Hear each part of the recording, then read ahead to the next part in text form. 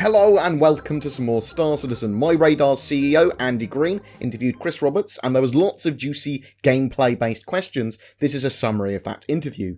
Modular space stations will have docking collars so that bigger ships can dock with them. This allows capital ships, or the Hull series for example, to buy and sell cargo and to do business as they need. The Idris's crew stations were partly done for Gamescom, with the helm and some of the weapons. There is still work to be done for engineering and some of the other major functions like power systems and repair. Multi-crewing on these larger ships will be a tactile experience. Systems and power conduits might blow and need repair. You could be running around the ship. Sections of the ship might go entirely out of power.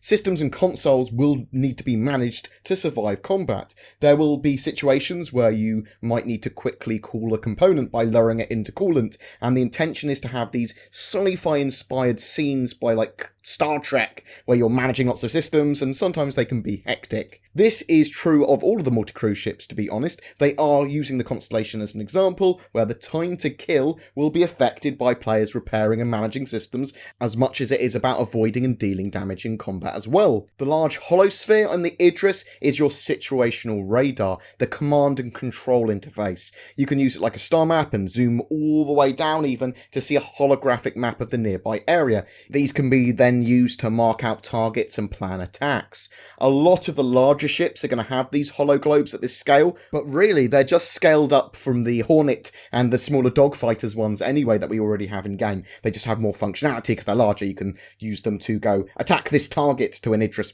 gunner or whatever. There will be public transportation on planet hubs connecting locations with monorails, trains or similar ways. So these are going to be ways for some of the more highly detailed planetary landing zones on procedural cities and that sort of thing to be connected. So you can have ArcCorp Area 18 and 17 both connected by a monorail that will allow you to travel between them quickly. The procedural tech for cities and their internals can help them build huge, highly detailed areas, but the whole internals of a city will not be explorable, just some of it. They will further detail out areas and connect these with public transport. They also mentioned you might be able to potentially drive or fly between some of them as well. Hurston is a super Earth-scale planet. It's huge, millions of square kilometres. And with procedural cities, they want multiple landing areas around these cities, otherwise it feels odd and kind of barren almost. They haven't decided on how exactly they want to regulate traffic on these populated worlds. They want players to have the freedom to fly around cities if possible, but without the risk that they'll crash or ram into things. They don't want doomsday scenarios where Idrises are being rammed into landing locations, killing hundreds of players. You won't be able to, by the sounds of it, damage cities or buildings, but again, they still don't want people ramming in and trying, or just killing loads of players by ramming in. They plan to have undiscovered planets and systems, which players can discover themselves as they slowly play the game. Longer term, they want the ability for friends to take control of NPCs on an appropriate ship. Agent smithing, I think the community has deemed it. So you're going to have your main character, and he could be a miner, for example, and that's your character that you actually own on your account in UEE space or whatever. But you'll be able to take control of an NPC on a friend's carrack at the edge of the verse at some point as well, which will be really cool because that's a great way of doing multi-crew. That's a great way of doing co-op multiplayer across vast distances and testing out all different types of gameplay within your org or something, where you could go, well, now I'm going to help him mine, or now I'm going to help him do some salvage, and now I'm going to get back to my main character. I really love that idea if it works.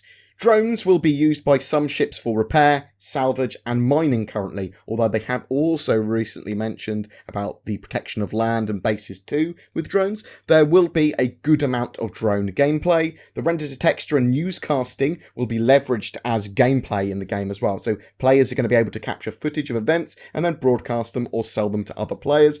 It looks like there might be quite a lot of gameplay when it comes to newscasting, to capturing events for info running, and lots of similar-ish jobs as well. The Terrapin will be released right after 3.0, but not in 3.0. I'm not sure if that's going to be a mini patch after 3.0 or the first major quarterly release afterwards. The 600i is a luxury-focused constellation in terms of intended gameplay, although they have talked about doing a bit more when it comes to the VIP gameplay as well. The Javelin that they've built for Squadron 42 is the military version, and spoilers, it's the first ship that you're on in Squadron 42. That's where you're going to start on. It's probable that there will be some modules for the ship in the future for the civilian version, but the stripped down civilian version that will be more widely available in the persistent universe will be coming at a later date. Obviously they have to change some pieces and bits of it, and the one they've got for Squadron 42 is like full of military systems, military gear, military weapons, and geared to, you know, kill everything that it comes across. That's the idea anyway. Now, if you want to see that original interview, I will link it in the description below. Every month we have a giveaway. For December, it's for an Orion mining vessel donated by our featured org, Self-Made, an organisation looking at all types of gameplay with a lawful neutral stance, a bit anti-pirate, and all about developing your character. They're active now and are going to be extra active with 3.0's release, so check them out, links below if you're interested in joining an org. All you need to do to be in for a chance of winning that Orion is be subscribed to my YouTube channel and comment on any of my Star Citizen videos during the month. Do you have any questions about Alpha 3.0, about the interview, about pretty much anything else? Chuck them in the comments below as well. Pew, pew, pew. A special thank you to my Patreons who allow me to create the amount of content I do. If you're interested in becoming one of them, I've just updated a load of Patreon stuff. Links to that and everything else we've talked about below. Please don't forget to like and subscribe, as it really does help me, and I'll see you in the verse.